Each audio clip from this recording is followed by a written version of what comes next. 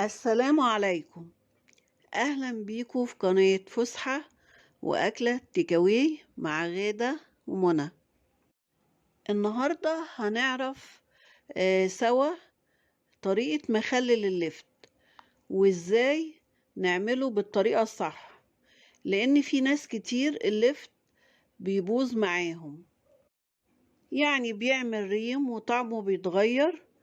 ده غير ان هو بتلاقيه بيتهري كده وبيمزلق وبيبوش بسرعة، يعني بيبقى لسه انت مخللاه مفيش كام يوم كده وتلاقيه اتهرى وطري كده وبقى يعني بيغير طعمه. النهاردة هنقول بقى ليه المخلل اللفت عموما يعني، والمخللات كلها يعني، واللفت بالذات هنقول ايه اللي بيخليه يبوظ معانا وهنقدر نعمله بالطريقة الصح ازاي. انا هنا جبت حوالي 5 كيلو لفت.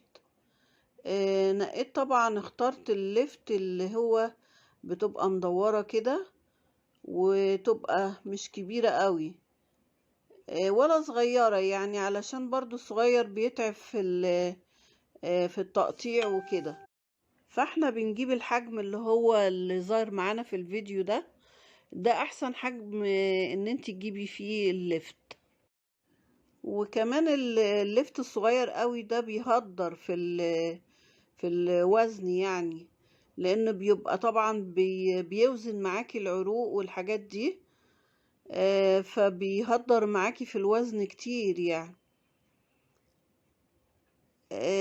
هنا انا العروق دي انا عن نفسي يعني ما بحبهاش، يعني ما باكلش العروق بتاعه المخلل، لكن ولادي بيحبوها فطلبوها مني، لان عملت قبل كده برضو لفت فسألوا على العروق دي فقلت اعملها لهم. لقيت العروق يعني شكلها كده صابح وحلوة، لان اللفت كان صابح ويعني لسه طازة وكده، فقلت اعمله يعني شكله حلو. الحاجات اللي انتي هتحتاجيها وانتي بتعملي المخلل اللفت، القطاعة دي بتدي يعني منظر حلو وبتسهل معاكي جامد، لان هي حامية جدا زي السكينة. بتدي اللي هي الشرشرة دي زي المخلل الجاهز بالظبط.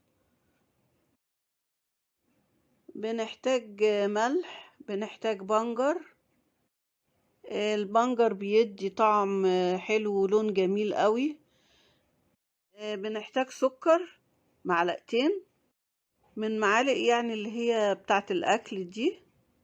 بنحتاج 4 أو 5 فصوص توم من اللي هما الفصوص التوم الصغيرة. وبنحتاج ورق لوري حوالي برضو 5 أو 6 وحدات هنا، لأن أنا عاملة كمية كبيرة يعني، لأن عاملة جزر معاه. وبلاش يا جماعة نحط الخل، لأن الخل بيساعد على التسوية بطريقة رهيبة، يعني ممكن يبوظ المخلل معانا. الكلام ده لو انت عايزة يعني تكليمة يعني على آخر النهار كده في نفس اليوم. لكن لو انت يعني هتستني عليه 2 3 كده يبقى بلاش الخل خالص، لأن كمان بيساعد على الحمضية للمخلل، فبلاش يعني الخل مش ضروري قوي. كمان بيدي الطعم اللي هو الحمضي زي ما احنا قلنا كده. فانتي هتحطي التوم وهتحطي ورق اللوري، هيحافظ لك جدا جدا على المخلل، مش هيبوظ معاكي. كمان معلقة السكر للمخلل او 2 معلقة سكر بتوع الاكل دول بيخلي المخللات عموما معاكي بتبقى مقرمشة وبرضو كمادة حافظة. كمان ورق اللوري بنستعمله برضو يعتبر كمادة حافظة. الورق اللوري يا جماعة بيعتبر من الحاجات الحافظة جدا جدا للمخللات. جربيه كده في المخلل، في أي مخلل، سواء خيار، سواء جزر، سواء لفت، بصل، أي مخلل، أي مخلل، سواء يعني أي مخلل انت بتعمليه حطي ورق اللوري معاكي، هيبقى مادة حافظة جميلة جدا. التوم بقى بيدي طعم وريحة حلوة للمخللات وبالذات اللفت. انا يعني على العموم بحطه في كل المخلل، سواء جزر او بتنجان او لفت او فلفل، اي مخلل حطي التوم برضو بيدي طعم حلو. هنا انا جبت برضو جزر 2 كيلو، عملتهم كده، بتنقي الجزرة الكبيرة عشان ما تتعبكيش في التنظيف والتقطيع. يعني بتلاقي كم واحدة كده بيطلعوا 2 كيلو، فبتبقى سهلة وانتي بتقشريها وكده. كمان لازم تجيبيه طازة، ما يبقاش بايت عشان ما يبقاش طري وبعد كده يبوظ معاكي في التخليل. لازم تنقي الجزر الصابح الحلو الطازة، بيبقى جميل جدا برضو في التخليل.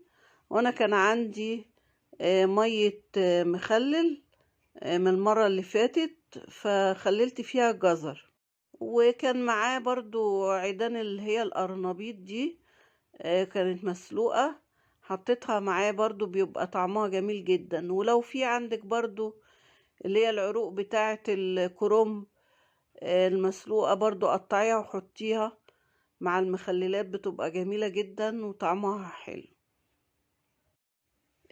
مخلل الجزر بيتعمل بنفس الطريقة، هي نفس الطريقة اللي احنا قلناها دي بيتعمل بيها مخلل الجزر، اللفت، الخيار، البتنجان، كله نفس الطريقة ونفس المكونات. هنحط ايه بقى، قد ايه ملح بقى علشان يطلع الحياء بتاع المخللات معانا مظبوط. احنا بنحط معلقة ملح لكل كوباية، كل كوباية مية عليها معلقة ملح من اللي هي بتاعة الأكل. وبتحطي لكل البرطمان كله بقى، سواء أي مخلل يعني، بتحطي له معلقة من السكر. ولو برطمان كبير زي اللي احنا عاملينه بتحطي معلقتين سكر كبار.